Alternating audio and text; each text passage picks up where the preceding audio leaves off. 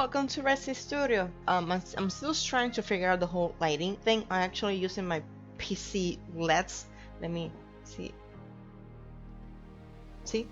They changed a little bit. So this is gonna be a short devlog in which I'm gonna show you what I have done in my game, and I give you a little recap of my first 10 days of 100 days of game dev challenge. The first 10 days actually work on Blender, work on the environment of my game, and tackle moving the Cinemachine camera using touch input, which I have to say that I actually did it. What I did on my game, I'm gonna show you now. My project is opening up, so let me warn you, I suck at environments. I'm gonna leave you to that. This is what I've been working on my game. I'm trying to actually get the feel of how a 2.5D game actually sees with the whole environment thingy.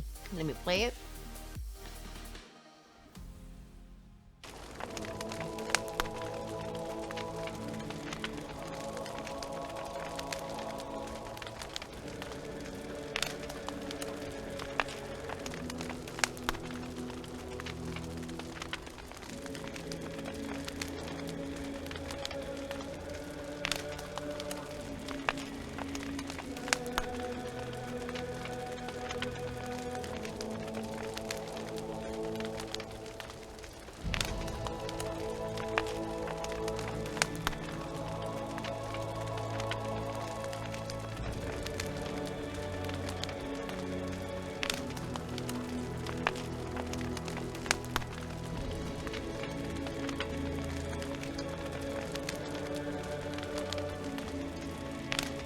Yes, I need to actually play around with the terrains.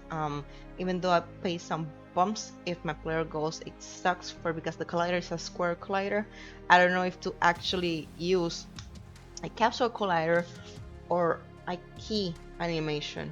No, because that's the wrong thing. That's the bad thing about game development, and you want to try to put everything inside a game when no, there's no. You're starting out. Don't put a lot of stuff. Just build the basic gameplay and then move forward. So or try to eliminate the bumps that are in his way and just put it bumps but far away from him, like in the backside or forward, but not in the direction that he's walking on.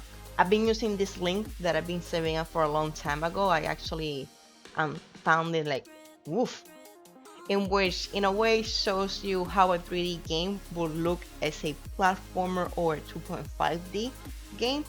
And they have a little nice concept. The one that I actually like is for Dark Souls 3. In a way, some medieval style feel similar to my game. That looks cute. I've been saving this link for a long time, and I knew that one day I was gonna use it. The other part of the challenge is actually starting out with Blender. Yes, I am doing a donut.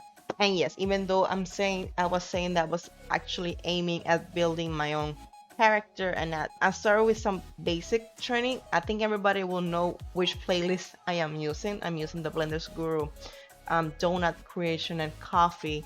And yes, this is my donut. Yes, it looks sad, but in a way it will show you how a real donut in the real world will actually look if it's made by these hands. So it's a cute donut. I like my donut. Also, I was able to actually move Cinemachine with mobile input without using the new input system. So this is the product that I'm using for the Genchi impact analysis series of my channel. So to show you that it is actually working, see, I'm touching the screen of the mobile here on Unity, the device simulator. I'm moving the camera, moving the joystick, and I'm moving the player without moving the camera. Now I'm still battling out if to actually shows giving the whole details in my devlog or in the analysis. The point of this is I actually use the same method I used in the past in moving the camera, but instead of using the new input system, I actually put a script here that I was reading in one of the forums that you can actually change some aspects on Cinemachine. If you actually use Cinemachine, it will tell you that it's using the inputs of the mouse X and Y axis. By eliminating the name, it no longer acquires the input. Now, I think I'm going to go more direct in my analysis on the Genshin Impact series. I'm still trying to figure out how I'm going to explain this.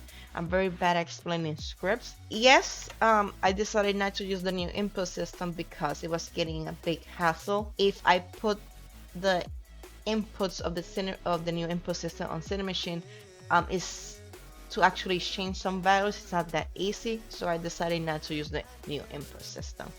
But Cinemachine camera, you can actually control it, meaning that all of those ideas that I have for mobile will be in the future on a phone. That is what I was gonna share with you guys. So till the next one, have a lovely day.